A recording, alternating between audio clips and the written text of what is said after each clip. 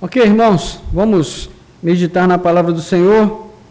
Nosso texto de referência nessa noite será o livro de Jó.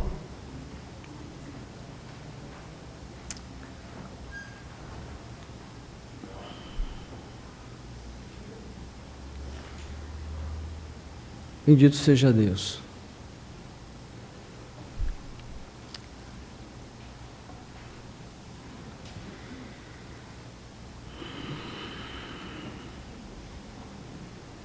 Irmãos, a nossa vida, nós temos várias fases na nossa vida nesse mundo, não é? E quando nós somos crianças, nós torcemos para chegar logo à nossa fase adulta, porque a gente acha que a vida adulta é maravilhosa. Quando a gente se torna adulto, a gente pensa que éramos felizes quando éramos crianças, porque não tínhamos responsabilidades, não tínhamos que responder perguntas difíceis. As coisas mais difíceis para nós era quando a professora perguntava: B com A faz? E a gente: B com A, B com A. Ou então quando ela perguntava: 2 mais 2? Ou seja, questões básicas. E a gente vai crescendo e as perguntas vão ficando mais difíceis, cada dia mais. E quando a gente conhece a Deus, passa a ter uma vida com Deus, essas perguntas não ficam mais fáceis. Porque o relacionamento com Deus não é fácil, é um relacionamento desafiador. Porque nós lidamos com um Deus que conhece perfeitamente todas as coisas. Nós somos os seus filhos, temos um relacionamento com Ele. Mas nós não conhecemos perfeitamente todas as coisas. Na verdade, nós conhecemos muito pouco de todas as coisas. E é nesse viés que surgem aquelas perguntas básicas. Por que coisas ruins acontecem com pessoas boas? É uma pergunta que ela se estabelece ao longo dos séculos. E uma das características da Bíblia é não fugir de perguntas difíceis, de temas difíceis. E o livro de Jó é um exemplo categórico dessa verdade. O autor tem coragem de lidar com um dos assuntos mais difíceis da existência humana: encontrar uma relação entre o sofrimento de pessoas boas e a justiça de Deus. Como Deus pode ser justo se pessoas boas sofrem tanto e pessoas ruins prosperam? Esse era o dilema do Asaf, lá no Salmo 73, entre outros. E de outros. O livro de Provérbios lida com isso. Aliás, todos os livros de sabedoria, Jó, Salmos, Provérbios, Eclesiastes, todos os livros de sabedoria lidam com essa questão. E o autor, então, ele vai trabalhar com isso com muita coragem. E o objetivo do livro é levar o seu leitor a acompanhar a história do sofrimento de Jó, um homem justo, e encontrar, se não uma resposta, pelo menos uma forma de entender como e por que Deus admite e até estabelece o sofrimento na vida de pessoas boas. E para nós isso é um tipo de injustiça, não é? Nós entendemos assim. E a história de Jó se passa no tempo dos patriarcas, em meio a uma cultura muito diversificada, que envolvia todo o chamado Oriente Próximo, e há elementos no livro que estão ligados a essa diversificação cultural. Por isso o livro de Jó é tão difícil, é um livro muito cheio de símbolos, de imagens que não são do nosso conhecimento. E a informação sobre o autor não é definida em algum momento do livro, nem mesmo a data da composição. E isso parece ser uma omissão intencional, porque A sensação é que o autor quer nos levar a pensar apenas no que é essencial do livro. Duas coisas. Primeiro, compreender a complexidade da existência humana em um mundo marcado pelo desequilíbrio, pela ausência de compaixão e por muitas injustiças. Em segundo lugar, perceber como Deus se encaixa nesse mundo e de que maneira Ele exerce sobre o mundo o seu governo justo e também sobre a vida daqueles que são seus. São esses os dois tópicos que basicamente vão ocupar aqui o nosso tempo. E o nosso propósito é tentar ajudar você a compreender essa complexidade, como ela afeta o nosso discernimento e, consequentemente, os nossos sentimentos em relação a Deus. E, além disso, também ajudar a perceber como Deus se encaixa nesse mundo, que é um mundo tão perverso, tão mau, como Deus governa esse mundo soberanamente, mesmo quando parece aos nossos olhos que o mal corre solto e sem controle. Não é verdade? Nós reconhecemos que são propósitos ambiciosos e pedimos ao Senhor que nos ajude a alcançá-los aqui nessa breve exposição bíblica. O texto que vamos ler se encontra no final do livro de Jó, e de certo modo nós vamos fazer um caminho semelhante àquele que é usado nos filmes, muitos filmes, quando a narrativa é uma narrativa não linear, ou seja, o filme, o enredo começa pelo fim. Né? Você já deve ter assistido vários filmes assim, né? A gente está assistindo o filme começa pelo fim, a gente pensa, mas só isso, já acabou? Aí o filme, então, faz uma retrospectiva para nos levar aos fatos ocorridos que levaram àquele fim, a história, aquele fim que nós vimos na abertura. E é exatamente isso que nós vamos fazer aqui. Vamos ler o texto lá no finalzinho, capítulo 42, de 1 a 6, e depois vamos fazer essa retrospectiva. Então, respondeu ao Senhor e disse, então Jó respondeu ao Senhor e disse, bem sei que tudo podes, e nenhum dos teus planos pode ser frustrado. Tu perguntaste, quem é este que sem conhecimento encobre os meus planos? A verdade falei do que eu não entendia, coisas que são maravilhosas demais para mim, coisas que eu não conhecia. Disseste, escute, porque eu vou falar. Farei perguntas e você me responderá. Eu te conhecia só de ouvir, mas agora os meus olhos te veem. Por isso me abomino e me arrependo no pó e na cinza. Oremos. Nosso Deus e Pai, graças te damos pela leitura da tua santa palavra. Pedimos agora a tua bênção e a tua direção para esse breve momento de reflexão, que a tua palavra fale profundamente aos nossos corações e nos leve à compreensão de tudo aquilo que ela tem a nos ensinar nessa noite. Ajuda-nos a absorver, aprender e crescer com a tua palavra, especialmente no nosso relacionamento contigo. Nós oramos em nome de Jesus. Amém. Irmãos, como o livro chegou até aqui? Primeiro, precisamos olhar para a sua estrutura. Ele tem um prólogo, que é a introdução, que traz o contexto do enredo, que nós vamos ver aí nos capítulos 1 e 2. E ele tem um epílogo, que é o que nós acabamos de ler agora, o desfecho da história toda, capítulo 42. Entre um e outro, nós temos o andamento do drama em duas partes. No caso aqui, o diálogo entre Jó e seus 4 amigos, que vai ocupar o capítulo 3 até o 37, um texto longo. E depois Deus chama Jó para uma conversinha ao pé do ouvido, a partir do capítulo 38, que vai até o 41.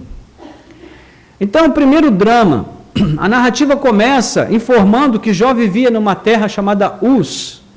Lugarzinho tinha um nome curto, né? Uz. Alguns estudiosos localizam essa região ali próxima a Edom, ao sul da Palestina e ao norte da Arábia. Então Jó, o personagem principal, é descrito como um servo fiel de Deus. Ele possui 4 virtudes que são identificadas logo no início. Você pode olhar aí no capítulo 1. Ele é descrito como um homem íntegro, reto, temente a Deus e se desvia do mal. O autor nos informa ainda que Jó possuía uma família numerosa e era um homem próspero, muito rico. Na verdade, o texto fala, dos verso 3, que ele era o maior em todo o Oriente. Os seus filhos são descritos como um tanto perdulários, né? Esbanjadores, gastadores do dinheiro do pai. Eles davam festas. Uma festa, todos eles davam festa, cada semana era um. Mas Jó se empenhava em santificá-los, oferecendo orações e sacrifícios por eles, regularmente. Nós vamos ver isso nos versos 4 a 5. E ao leitor, de primeira vez, pode parecer que o livro de Jó vai ser enfadonho e imprevisível. Parece aquelas histórias que a gente já sabe como será o fim, sabe? O homem rico, a quem Deus recompensa por sua retidão e justiça, até aí não tem nada de novo. Mas esse julgamento logo se provará totalmente equivocado, porque no verso 6 começa aquilo que nós chamamos de conflito. É o elemento que quebra a harmonia do texto e apresenta um grande problema. E qual é o problema? Bem, Deus está em sua corte celestial, assentado no trono, e presidindo uma sessão ordinária. Essa descrição minuciosa de quem está onde e fazendo o que é muito importante no texto. O fato é que ela está aqui por uma razão, logo no início do livro, porque duas informações que não são ditas, mas que são deixadas na cena como uma trilha de migalhas para o pesquisador, são muito importantes. Primeiro, é sempre Deus quem tem o controle do universo e da história em suas mãos. Ele preside, ele governa, ele controla. E segundo, há decisões, decretos e escolhas que Deus faz que nos afetam diretamente, mas que nem sempre nós tomamos conhecimento disso. Guarde bem essas informações, elas são importantes. Deus sempre governa o universo, a história, as nossas vidas, Ele preside, Ele governa, Ele controla. E segundo, existem decisões, decretos e escolhas que Deus faz na eternidade, que nos afetam diretamente, mas que nós não temos nenhum conhecimento sobre elas. Então, a imagem sugerida pelo texto é muito forte e desafiadora, porque os anjos de Deus, que são chamados de filhos de Deus, se apresentam perante o Senhor na corte celestial, e um tal de Satanás se apresenta com eles. Não sei se você já ouviu falar nesse cara. A cena lembra uma sessão de prestação de contas dos servos do reino que voltam para dar contas ao rei depois de uma missão. Mas a figura de Satanás parece estar fora de lugar. Será? O nome Satanás significa acusador. Ou seja, se quisermos contextualizar, poderíamos dizer que ele é o promotor, o responsável por apresentar acusações contra um réu.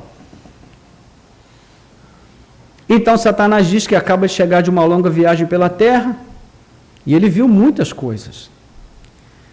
Então Deus faz algo inesperado, semelhante a uma provocação, com a seguinte pergunta: dentre as coisas que você viu, você observou a integridade do meu servo Jó? Coitado do Jó, não tinha nada com isso, estava quieto lá na vida dele, vivendo uma vida tão arrumadinha. Aí Deus faz essa pergunta. O Senhor detalha as mesmas 4 virtudes de Jó. Olha, ele é um homem íntegro, reto, teme a Deus, se desvia do mal. Versículos 6 a 8. E aqui a cena evolui para um julgamento. Satanás responde com uma questão crucial. Ele faz o que sabe fazer de melhor, ele acusa. E nos versos 9 e 10, aí do capítulo 1, ele faz uma pergunta provocativa a Deus, né? Ele diz para o Senhor: será que é sem motivo que Jó teme a Deus? Não é verdade que tu mesmo puseste uma cerca ao redor dele, da sua casa e de tudo que ele tem, abençoaste a obra das tuas mãos e os teus bens, e os seus bens se multiplicaram na terra? Essa é uma pergunta filosófica. Ela é especulativa, filosófica, mas ela vai especular sobre uma coisa importante, que é a razão da integridade de Jó.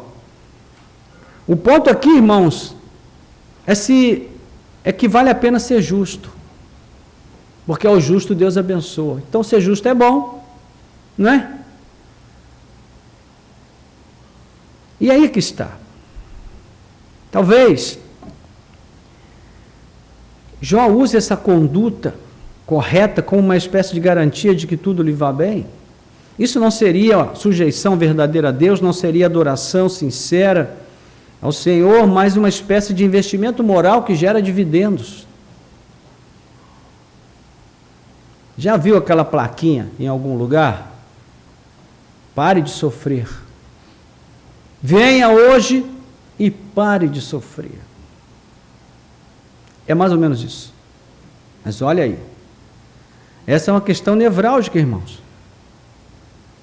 Porque ela toca no cerne, na essência daquilo que vai nortear todo o restante do livro.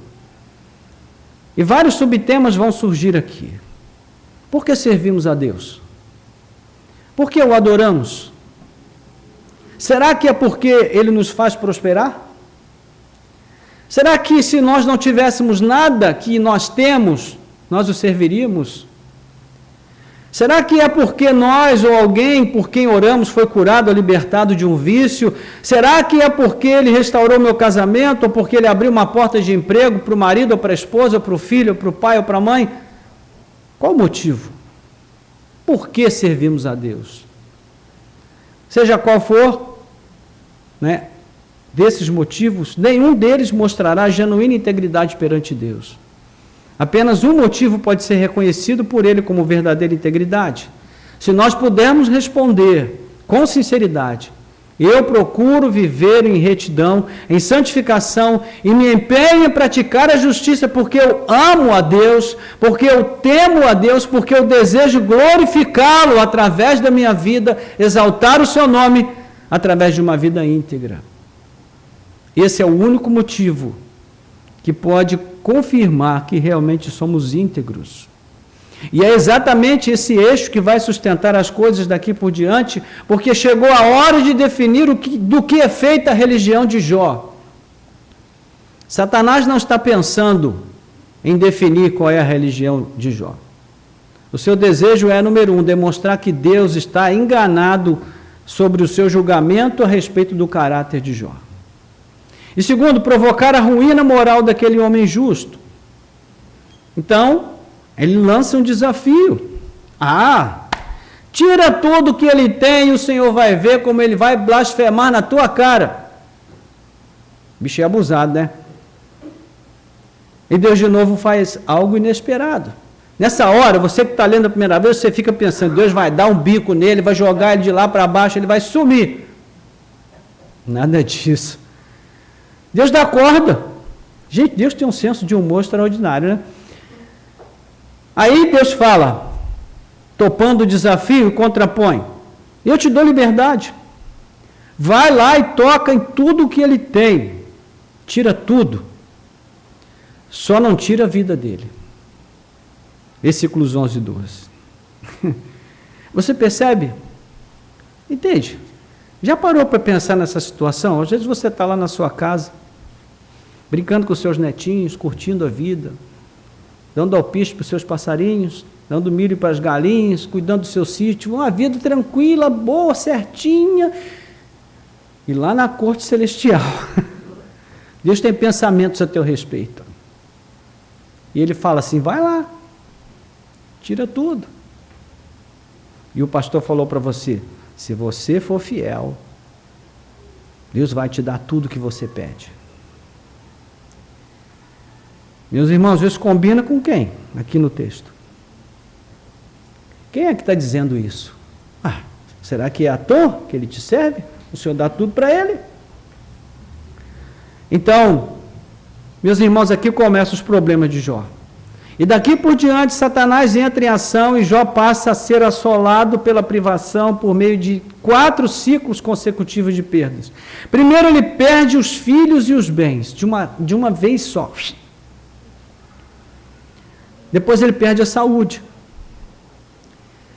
Depois, ele perde a cumplicidade e a solidariedade da sua esposa. E, por fim, ele perde o companheirismo dos seus amigos. Fica sozinho, abandonado, se coçando com cacos de telhas. Todos os seus filhos morrem de forma trágica, seus bens são levados por hordas de ladrões, seu corpo é coberto de feridas purulentas dos pés à cabeça. A visão do seu estado era tão chocante que a sua mulher tentou induzi-lo a amaldiçoar a Deus.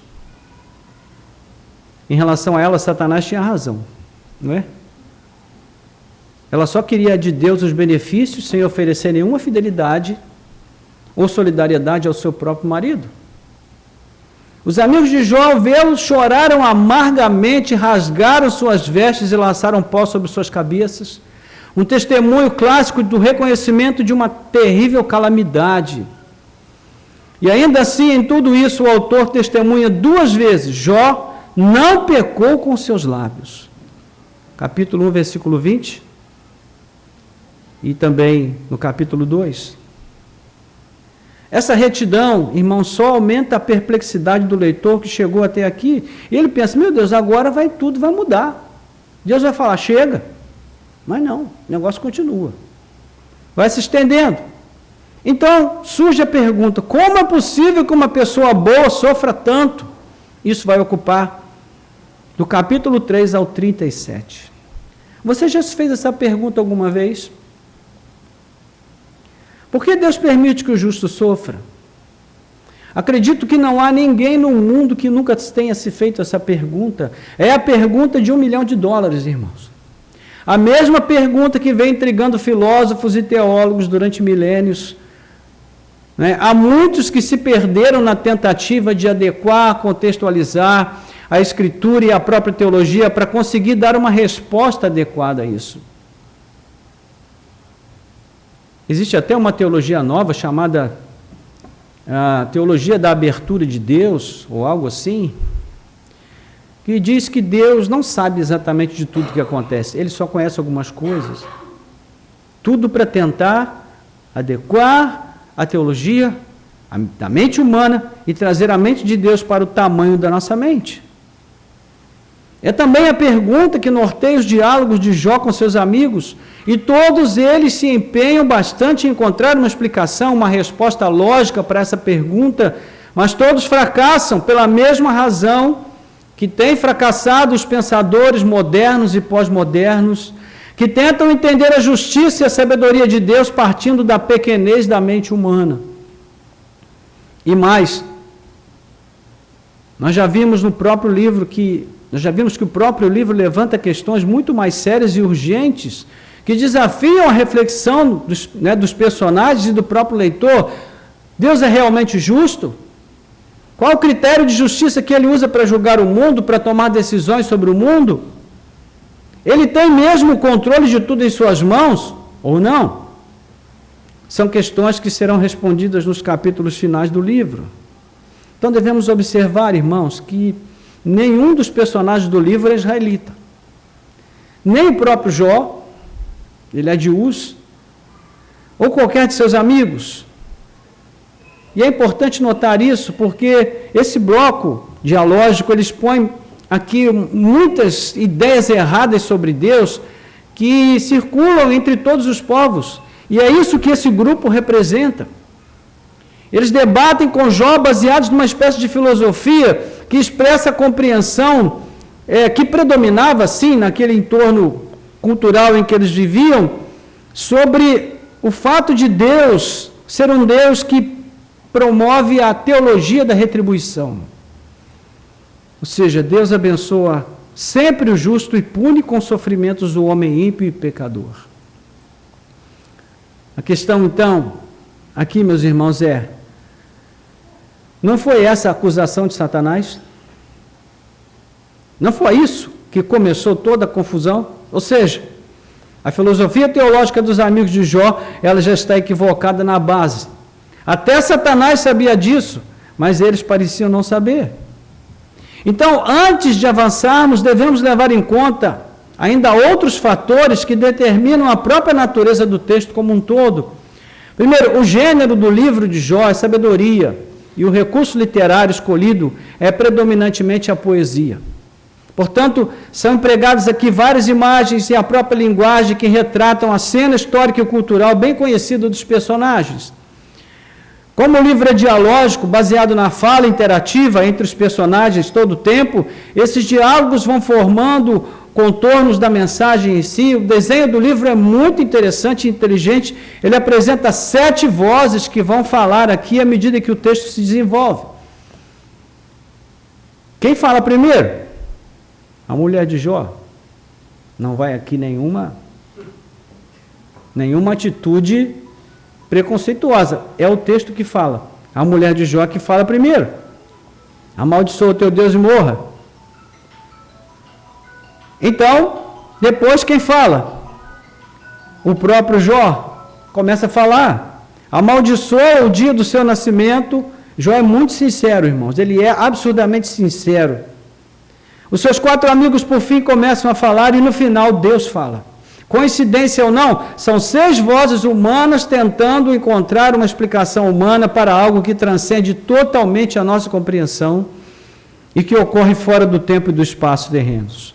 A 7ª voz é a única na qual se acha a verdadeira sabedoria, que é a voz de Deus. O único momento em que Jó e seus amigos demonstram alguma sabedoria é mostrado no final do capítulo 2. Se você olhar aí, você vai ver que os 5 ficam sentados, os amigos de Jó perplexos, e o texto diz que todos ficam sentados como? Em silêncio. Em silêncio. É o melhor momento deles aqui no texto. Quando está todo mundo com a boca fechada. É uma benção. E aí, nós vamos ver versos 11 a 13, que diz aí o texto, né?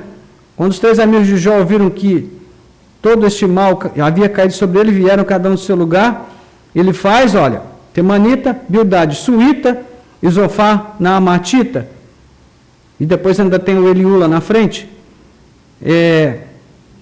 combinados juntos, quando esse com ele e consolá-lo, de longe eles levantaram os olhos e não o reconheceram, então ergueram a voz e choraram, e cada um rasgando seu manto lançava pó ao ar sobre a cabeça. Sentaram-se com ele no chão durante 7 dias e 7 noites, e ninguém lhe disse uma só palavra, pois viam a dor que era muito grande.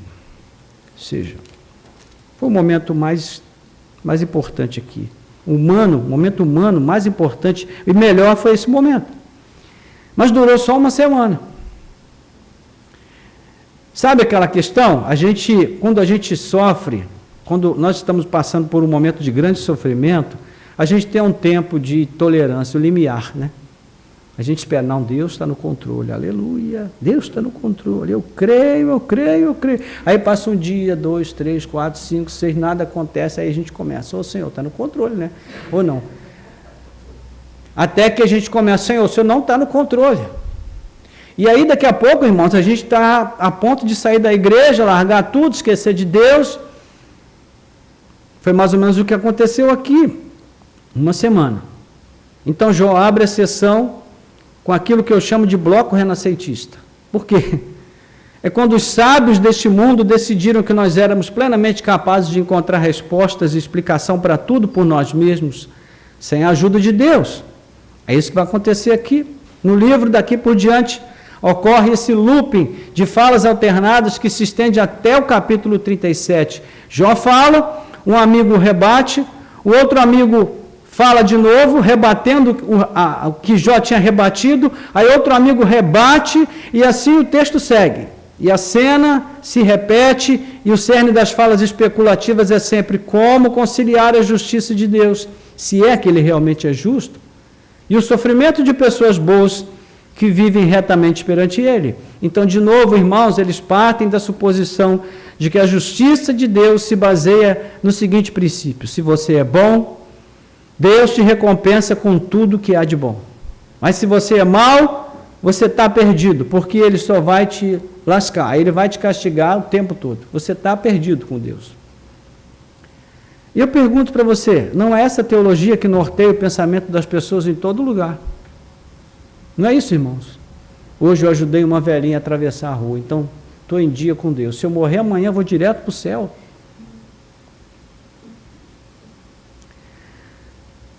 Então a questão é, se Jó era um homem justo e íntegro, reto, temente, se desviava do mal, ele não devia estar sofrendo, né, irmãos? Como disse um sábio dos nossos dias, algo errado não está certo. Ou Jó não é verdadeiramente bom, ou está sendo punido pela justiça divina.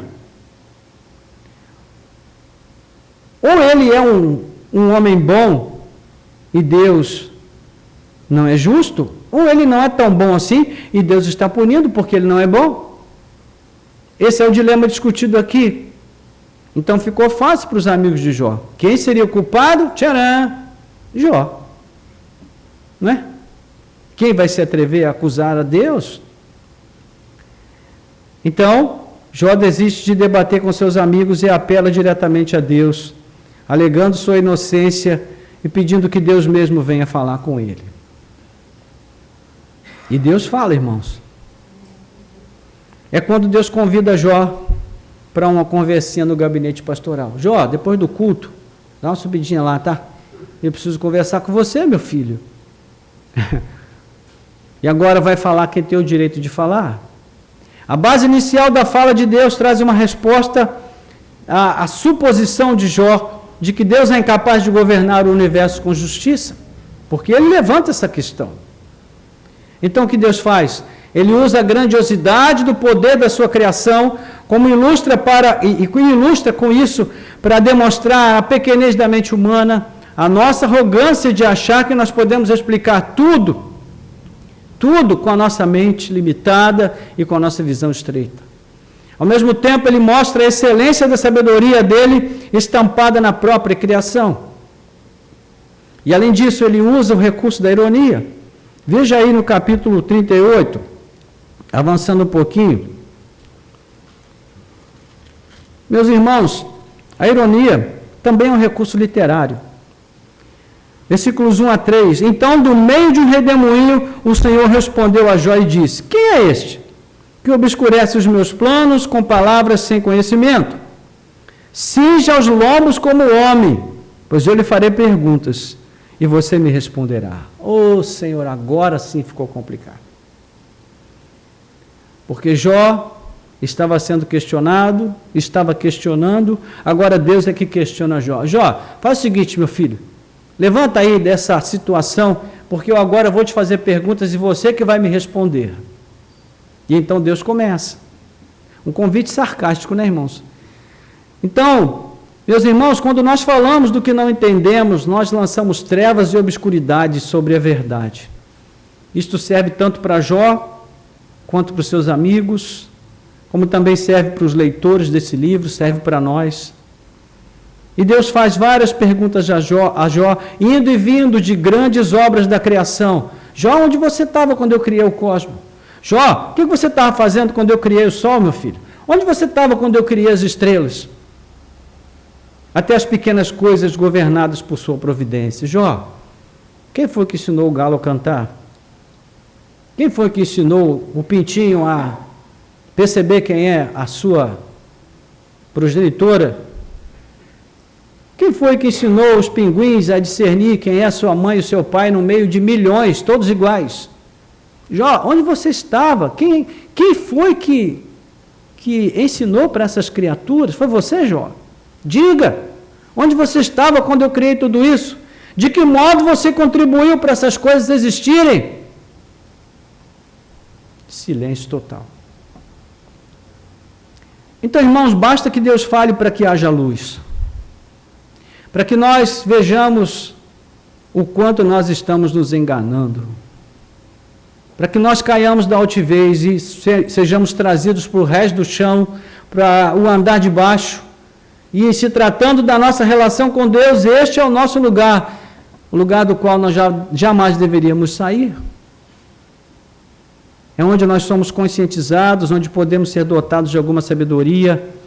É o que acontece quando Jó ouve Deus falar.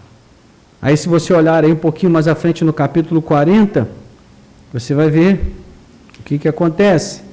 Capítulo 40, versos 4 e 5. Olha que interessante.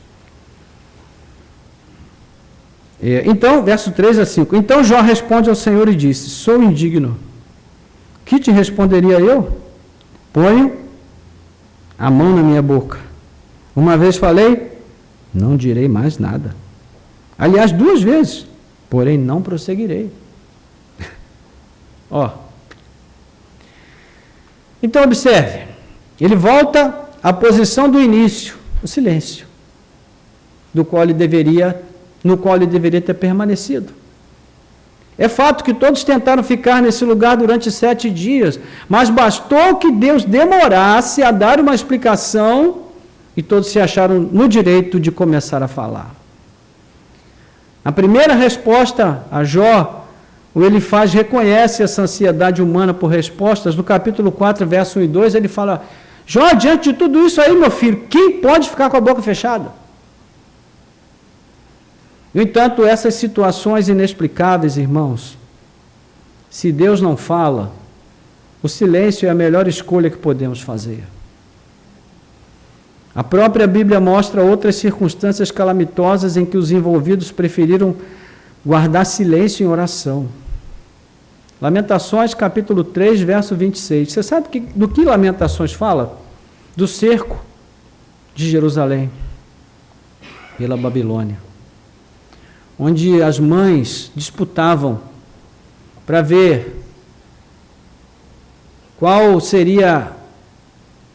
filho que elas iriam comer naquele dia, no almoço ou no jantar, se era o filho de uma ou o filho da outra.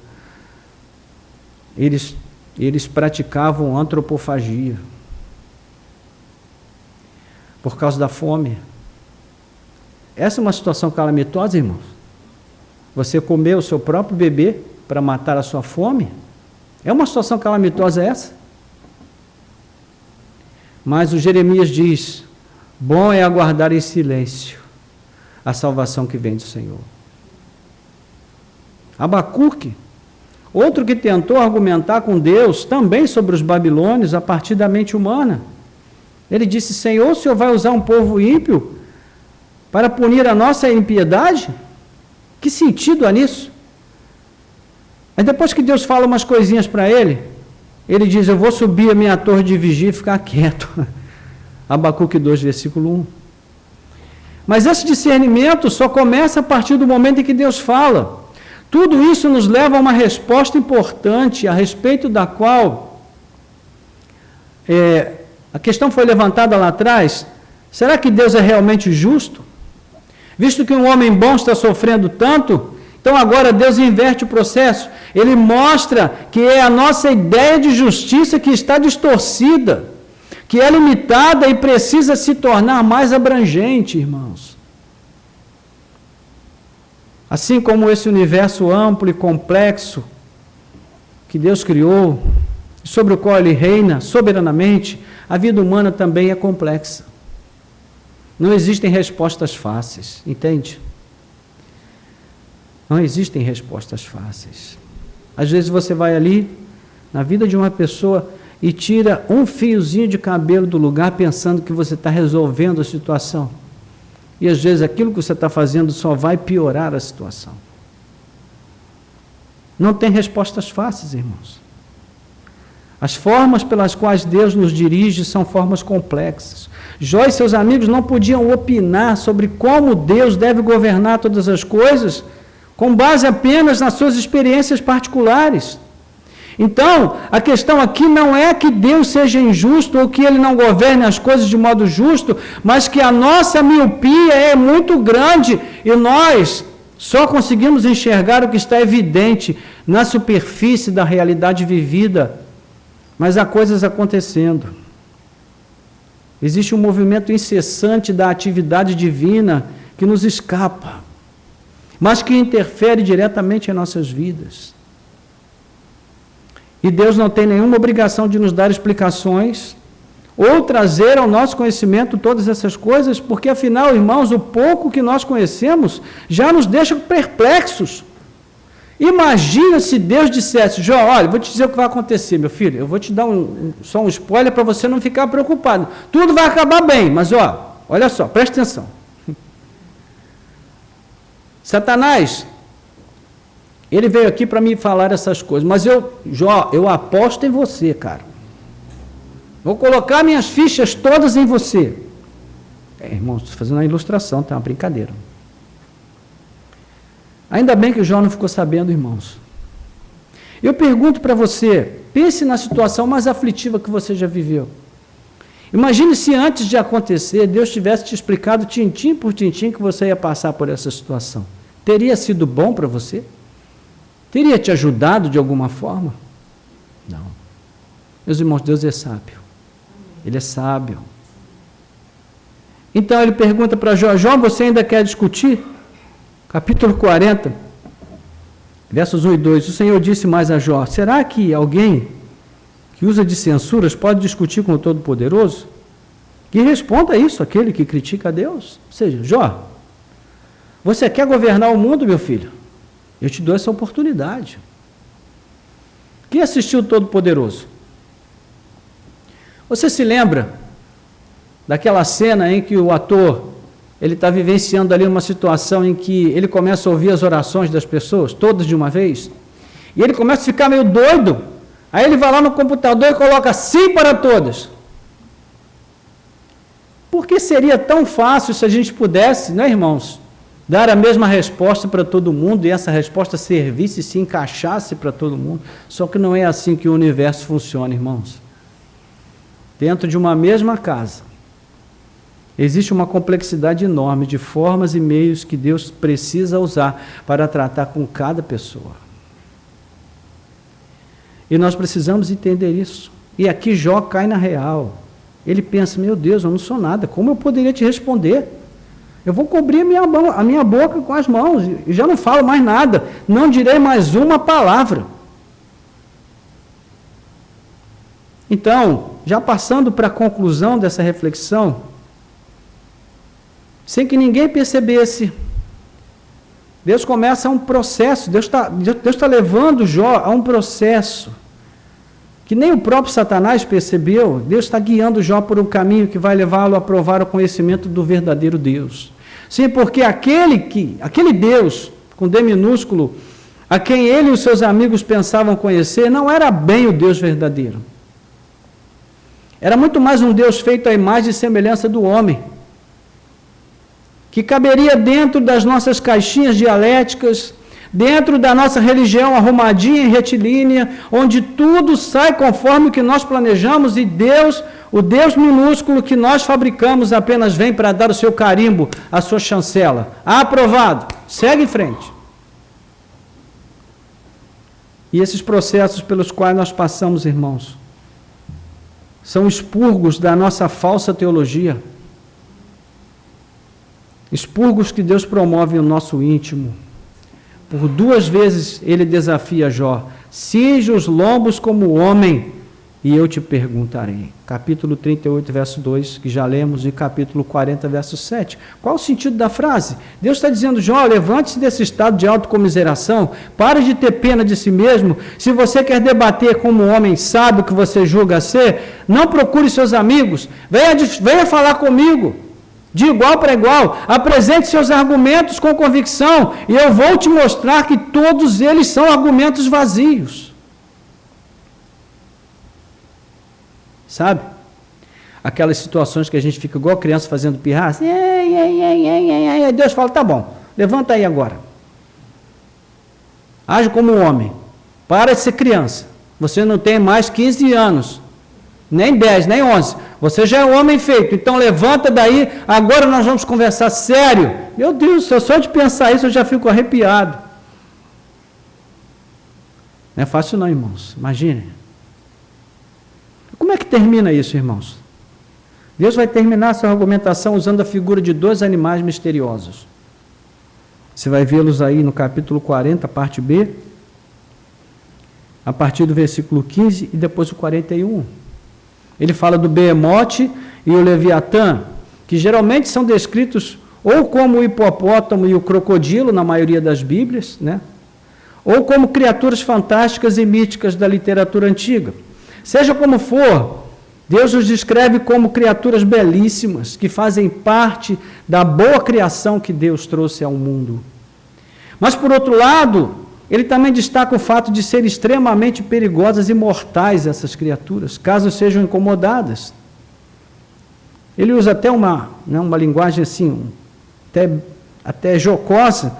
Ele fala assim: você já tentou coçar o nariz do hipopótamo com uma pena? Algo semelhante assim. Experimenta fazer isso, filho. Isso ilustra, irmãos, a própria existência humana num mundo que é belo, num mundo que é bom, que Deus criou um mundo bom, mas que por causa do pecado se tornou ao mesmo tempo um lugar perigoso, cheio de ameaças, um lugar insalubre, que pode ser mortal para nós. Esse mundo não pode evitar o mal, pelo contrário, ele provoca o mal o tempo todo. Ainda que seja belo e bom em muitos sentidos, ele oferece muito sofrimento. Seja pelas feras do campo, pelas doenças, pela maldade do próprio homem contra o seu semelhante. Como viver num mundo assim e ainda honrar a Deus? Como lidar com esse tipo de situação? Como testemunhar o sofrimento dos bons e a prosperidade dos maus? Existe apenas uma forma, irmãos: olhando só para Deus. Confiando em seu sábio e providente governo, entendendo que as respostas que precisávamos, Ele já nos deu na sua palavra. E aquelas que a Bíblia não responde, nós devemos entender que elas fazem parte do mistério para o qual a nossa mente é muito limitada e ela jamais poderia alcançar e penetrar. Trocando em miúdos, devemos aprender a viver por fé a cada dia. É por isso que Jesus diz que nós devemos receber o reino de Deus como uma criança. Uma criança, até alcançar a idade da razão, ela é totalmente dependente dos pais. Ela não questiona os pais, não pergunta por que ela tem que mamar 3, 4 vezes ao dia, dependendo da criança. Ela não pergunta por que tem que trocar a fralda quando está suja, ela não questiona nada, ela simplesmente vive. Porque instintivamente ela sabe, entre aspas, que depende dos pais. Ela está totalmente sujeita ao cuidado deles. Então, é por isso que o reino de Deus deve ser recebido dessa forma, como crianças, ou seja, em plena confiança de que o Deus que nos salvou, Ele cuida de nós, providencialmente, de modo sábio. As decisões que Ele toma a nosso respeito são sempre as melhores. E até os sofrimentos Ele usa para nos levar para mais perto dEle. Observe que depois de um longo tempo de silêncio, quando Jó volta a falar, ele fala pouco e com sabedoria. O que nos leva ao nosso texto do início. Ele diz: não vou falar mais nada. Calei. Então, a experiência de Jó tem um antes e depois. O nosso texto mostra duas coisas, irmãos. Voltando lá ao capítulo 42. Primeiro, mostra uma confissão. E segundo, um pedido final de perdão. Jó faz isso de 4 formas. Primeiro, versos 1 e 2, ele reconhece que Deus tem o direito e o poder de fazer qualquer coisa, inclusive de usar o sofrimento como forma de se revelar a nós de uma maneira mais exata, para que nós o conheçamos não como nós queremos que Ele seja, mas como realmente Ele é. Versículos 1 e 2. Bem sei que tudo podes, nenhum dos teus planos pode ser frustrado. Ou seja, tu és Deus, e eu quem sou? Ele vai responder a seguir. Ele, em segundo lugar, ele confessa que ao lado de seus amigos, enquanto ele falou, não revelou nenhum conhecimento, nenhuma sabedoria. Pelo contrário, ele encobriu o conhecimento e encobriu a sabedoria, porque tentou falar do que era grande demais para ele entender e saber. Versículo 3. Tu perguntaste, quem é este que encobre, que sem conhecimento encobre meus planos? Na verdade, falei do que eu não entendia, coisas que são maravilhosas demais para mim, coisas que eu não conhecia. Meus irmãos, nós vivemos num mundo onde todo mundo tem o que falar, já percebeu? Todo mundo tem o que falar, todo mundo é especialista em alguma coisa. É impressionante como aquelas frases simples do tipo, não sei, não conheço, não posso falar sobre isso. Ninguém fala mais hoje, ninguém usa essa frase mais hoje. Todo mundo sabe tudo sobre tudo. É impressionante. E é por isso que tem muita bobagem sendo dita. E tem muita gente sendo formada no meio dessa bobagem. Não é? Lamentavelmente. Depois, em terceiro lugar, ele reconhece com acerto que Deus o mandou calar a boca no tempo certo. E que ele devia ouvir mais e falar menos. Porque, para o bom ouvinte, a sabedoria sempre chega, irmãos. É assim que aprendemos alguma coisa. Versículo 4, disseste, escute, porque eu vou falar. Farei perguntas e você me responderá. Então, não é à toa que nós temos 2 ouvidos e uma boca só, né? Devemos aprender a ouvir mais, porque quem ouve se torna sábio. Quem fala normalmente não produz nenhuma sabedoria. E por fim, Jó reconhece que enquanto ouvia sobre Deus, nada aprendeu sobre ele, de fato. Mas quando ele ouviu a Deus, ele começou a conhecê-lo como ele realmente é. Existe uma diferença muito grande, irmãos, sobre ouvir falar sobre Deus e ouvir a Deus. São 2 coisas muito diferentes.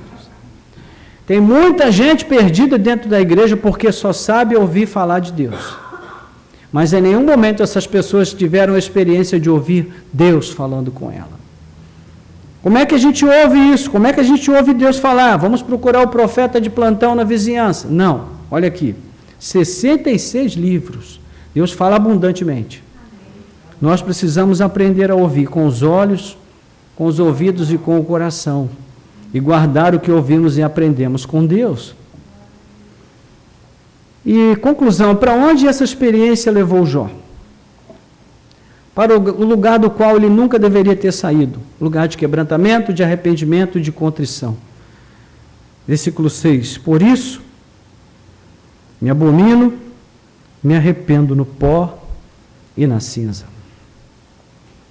E nós temos um pós-lúdio, onde Deus, olha só, Deus repreende os amigos de Jó, pelo tanto de bobagem que falaram, mandam eles voltarem lá onde Jó estava, se consertar com ele, pediu Jó que oferecesse sacrifício e orasse por eles.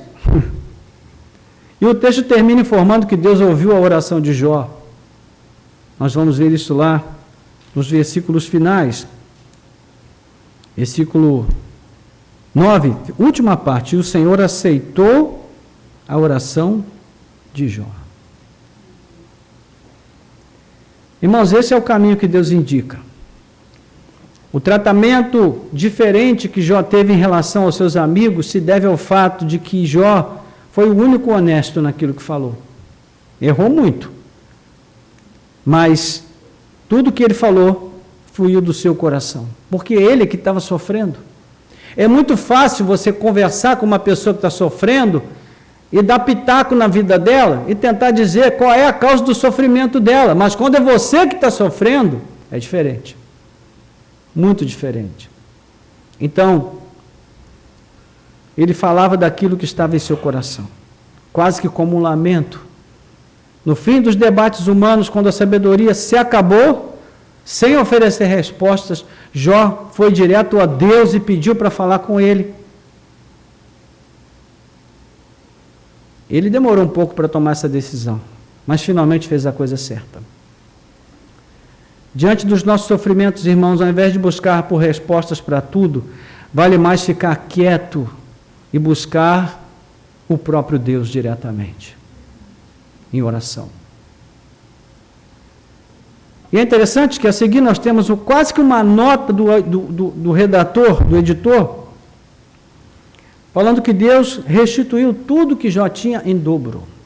Essa é a parte menos importante da narrativa, e é a que mais é valorizada pelas pessoas. Não é? Mas essa não é a parte mais importante. Ela é só um acabamento do texto. E é interessante que o que Deus fez por Jó aqui não foi uma recompensa, mas foi a manifestação da compaixão de Deus por ele. Porque não é por Jó, mas porque aprove a Deus lhe conceder, talvez como uma forma de consolar, algum alento depois de tanto sofrimento. E é difícil aqui, irmãos, não ver os ensinos de Jesus. Ele que foi o único verdadeiro injustiçado que viveu neste mundo. Ele suportou tudo sem pecado, sem perguntas e sem especulações. E ele fez isso por nós. E ele também prometeu, ouça bem, todo aquele que estiver disposto a perder tudo por amor de mim, receberá em dobro tudo o que perdeu no reino do meu Pai. Então o ponto aqui não é ganhar ou perder, mas é ter em mente que até os nossos sofrimentos nos levam a glorificar a Deus melhor. Então, a questão não é buscar respostas, mas buscar forças para passar pelo vale, se for o caso, segurando firme nas mãos do nosso bom pastor. Amém, irmãos? Eu quero terminar com 3 breves aplicações para nós orarmos. Primeiro, se você está sofrendo agora, eu quero lhe dizer 2 coisas. Primeiro, não tem que haver uma resposta pronta para o seu sofrimento. Pode não haver uma causa necessariamente. Então, primeiro, não tente convencer a si mesmo que deve ser por causa de algum pecado, porque não é necessariamente por causa de pecados que nós sofremos. Pelo contrário, Jesus disse que nós sofreríamos se nós fôssemos fiéis a Ele. Não é? Então não há respostas fáceis. Não se precipite em condenar a si mesmo ou permitir que outros condenem você. Segundo, se esse sofrimento parece injusto para você, entenda. Nós vivemos num mundo caído, irmãos. Num mundo que é como o Behemoth e o Leviatã. Ele é belo, ele nos dá oportunidades preciosas de felicidade, de realizações, de alegrias, mas ele também pode nos destruir. Então, a injustiça, ela é parte da realidade desse mundo desde que o pecado entrou nele. Agora, sobretudo, não pense que Deus é injusto, porque Ele não é. Deus nunca é injusto. Em todo caso, ore, seja honesto perante Deus, chore, lamente, fale tudo que estiver no seu coração perante Ele, porque não é pecado. Pecado é você falar para outras pessoas, murmurando, reclamando e procurando conforto em quem não pode te confortar. Segundo, se alguém que você ama ou que você conhece está sofrendo, não julgue essa pessoa. Não vá até ela tentando levar respostas fáceis. Apenas fique do lado dela. Sente-se ali. Dê o seu ombro para ela chorar. Ofereça o seu coração. Abra o seu coração. Ofereça afeto, carinho, conforto, fortalecimento. Ore com essa pessoa. Peça a Deus que a fortaleça, para que ela seja capaz de seguir em frente. E terceiro, cuidado com as teologias maniqueístas. Sabe o que é teologia maniqueísta? É aquela que nos convence de que tudo ou é preto ou é branco. Ou é A ou é B. Entende? Meus irmãos, a vida é muito mais do que preto e branco. A vida tem muitos tons variados. E nós precisamos entender que em todos eles Deus está agindo. São pessoas que te fazem promessas, que muitas vezes vão te tornar um alvo certeiro de Satanás, porque te convencem de que você tem que ter uma relação interesseira com Deus, você tem que buscar a Deus, que se você fizer isso, Ele vai te dar tudo. Meus irmãos, o próprio diabo sabe que isso não é fidelidade, isso não é integridade, isso é uma relação interesseira com Deus. Temos muito que aprender, não é, irmãos? Misericórdia. Vamos orar, curva a sua cabeça. Nosso Deus e Pai, graças te damos. Ó Deus, pela Tua palavra que nessa noite traz um pouco mais de esclarecimento aos nossos corações acerca da maneira como Tu exerces a Tua justiça neste mundo, Senhor. Pai, a nossa mente é tão limitada, tão frágil, tão pequena, mas ainda assim muitas vezes nós queremos fazer julgamentos, e quando fazemos isso pecamos, erramos com os nossos lábios, com os nossos julgamentos. Não apenas para, ó Deus, julgar a nossa própria vida, mas as vidas dos outros, os sofrimentos dos outros. Senhor, permita que nós possamos ter mais sabedoria, que nós possamos ser tocados, ó Deus, pelo Teu Espírito e levados para o nosso lugar de oração e silêncio, onde nós aguardamos a salvação que vem do Senhor, confiando na Tua graça, na Tua misericórdia, na Tua justa maneira de guiar o mundo e as nossas vidas. Ajuda-nos, ó Deus, a ter uma palavra pronta para guiar outras pessoas nesse caminho difícil.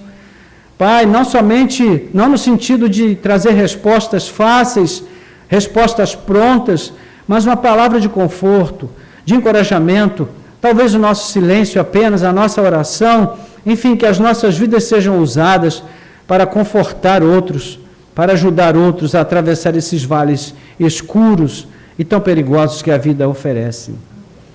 Permita, Senhor, que nós sejamos sábios, de não dar ouvidos, Pai, àqueles que querem nos convencer de que há respostas fáceis para as nossas questões, de que a vida é muito simples, porque ela não é, ela é complexa, é desafiadora, é desinstaladora, e muitas vezes, Senhor, nos leva ao limite da nossa capacidade de suportar. E é nessa hora, nós precisamos nos voltar para Ti, para o nosso lugar de oração e dizer: Senhor, fala comigo, Pai. Eu preciso ouvir a Tua voz. Não quero andar, ó Deus, no caminho errado, não quero servir a um Deus menor, porque estou baseado apenas naquilo que ouvi falar de Ti. Eu quero ouvir o Senhor falar comigo, então fala, Senhor, ao meu coração, para que eu tenha uma experiência contigo e ouça a Tua voz, a falar no meu íntimo, através da Tua palavra. Ó Deus, nós oramos assim com gratidão. Em nome de Jesus. Amém.